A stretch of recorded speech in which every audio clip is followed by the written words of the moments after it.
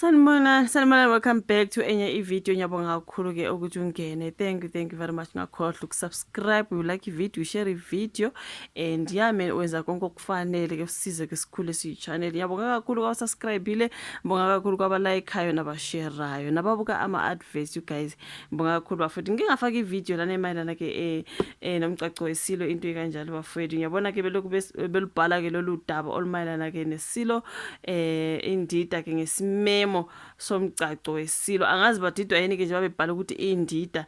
Thina besizwe nje ukuthiwa ke hayi kuthiwa ke inkosi isizothi kumshada ke uNdlunkulu wesibili umama uMamiyeni, okuyinto ngike ngayenza ivideo ngoba udaba bengiluthole I think Sunday World. Oh okay, ngilwenze ngesingisi, ngulahlele kwenye i-channel yami ke Phile Barbara's Entertainment. Bekubhaliwe lapha na Sunday World udaba ke lokushada ke kwesilo wife number 2 uQueen Nomzamo Miyeni. Siyakhumbula kwaba nedrama laphana ke ngesikhathi ngathi kuthiwa kuya divorce umama uNdlunkulu Ntokozo kaMayisela kwaze kwathiwa ke uMamiyeni ke manje nangu naye kuthiwe hayi isilo siye samisa yonke into sathi valani lokhu nalokhu kwakuningi nje laphana bafethu. Kodwa ke udaba lo lengenza ivideo ngale bekuthiwa ke the king is finally getting married to his second wife, Queen Nomzamo Miyeni, and the Zulu nation is invited to the wedding, the traditional wedding.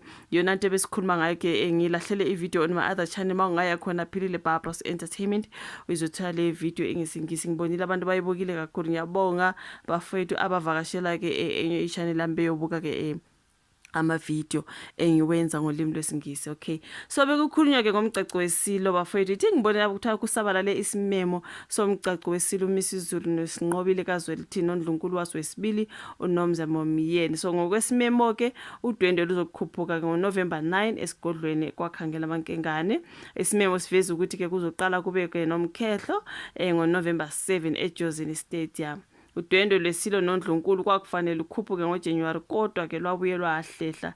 Kusasa imbube yona izokhuluma nabezindaba ke isimemezelo esikhishwe ihhovisi lesilo siveza ukuthi imbube izobe ikhuluma ke ngezinto ezithinta ubukhosi nesizwe, hayi mhlambe ezithinta ke indaba ke yomshado. Angazi bafethu yona ke ngibonile laphana.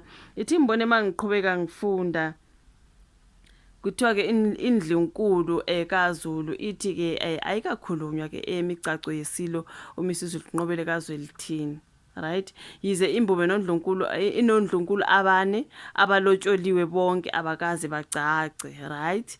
Esuluthola lunjalo lapha na kayisolezwe laphana ke lwenza ngale beluka Sunday World lana ke ndicupha kayisolezwe. So kuthiwa ke inabondlunkulu abane balotsholiwe kodwa abakaze bacace, right? Imbube yaqala ukulobola ngo-2021 kodwa kuze kube namhlanje akekho uNdlunkulu osesinile. So ngasekuqaleni konyaka luke lwakhonjwa eduze udwendwe lwesilo nomunye woNdlunkulu kodwa ke lwagcina lungakhuphukanga. So okhulumela isilo umntwana uThulani Zulu utheke ayikakhulunywa emicaco. Okay, uthi angifuni nokuthi ngize ngithi ngiyaqala ngiyakuphendula ke ngoba lento asikaze sikhulume nokuyikhuluma noma kungathiwa ke kukhona induku efihlwe emqubeni, ngabe leyo nduku ifihlela ngisho nathi abalapha ekhaya na. Okay, so kuthi imbube igane ngoNdlunkulu uNtokozo kaMayisela Zulu ozinze kwaNkomonye, then isilo noNdlunkulu kaMayisela babopha ifindo lika Sofa Silahlane enkantolo ngo-2021. Nokwalandela ukuthi ke isilo sizishaye zonke siphinde sembese abasekhweni laso eNewcastle kuze kube namhlanje uNdlunkulu kaMayisela akakaza acace. So Umendo asibone kaNdlunkulu uke wabhekana nezivunguvungu njengoba ke ngasekuqaleni konyaka imbube yafaka isicelo sokwehlukanisa.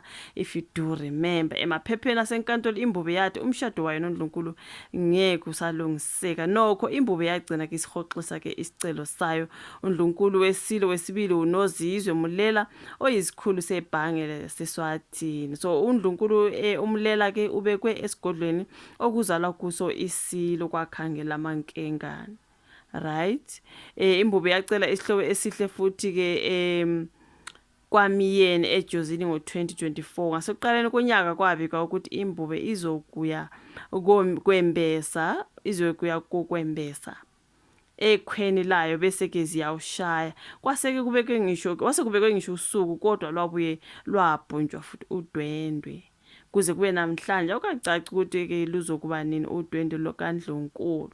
uNdlunkulu wesilo wesine uSihle Mdluli wasesigodlweni eMashobeni. uNdlunkulu uzalwa ke ebukhosini bakwaNdwandwe eMpumalanga. Kulezi insuku uyena uNdlunkulu obonakala kakhulu eseduze kwesilo ke emkhosini yaseNdlunkulu. Noma isilo siyapheshiya sijwayele ukuhamba naye sinokubona ama trips nje nodade ke uSihle Mdluli. Okay, kuthiwa nguyena ke oseduze kwesilo kumanje.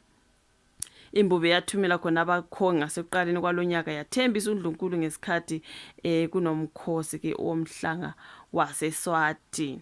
So njengoba sisiza ukuthi bonke ke balotshelwa kodwa akekho yacaca. So angilwazi ke udaba kunelo kungani laphana the invite ngizoyilahlela ke ku screen sami ngibonile i-invite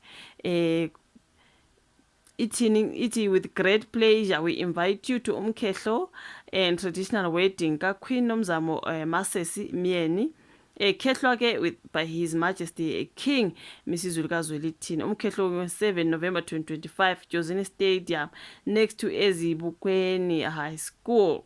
Theme traditional. Okay, traditional wedding 9 November 2025 kwakhangela Mankengane Royal Palace nongoma theme traditional. Isona simemezolekele sana ebesikukhulunywa ngaso ngizosilahlela on my screen lona daba lwesilo ke no Queen Nomzamo Myeni. After the world drama eyake yaba khona ke final ugirl akashado nje ngempela mina ngithi nje congratulations ugirl wayethe ngizoshada mina kumnyama kubomvu ngithi you know what I mean and iyenzeka ugirl uyalazi udaba lwakhe. Ngiyabonga kakhulu ukuthi ibike video ulike usubscribe ushare ke ufake na leya notification bell yakho on ukwenzela ukuthi ungamisi any of the videos that I upload here. Ngiyabonga kakhulu mfethu asibonane kwezayo. Bye.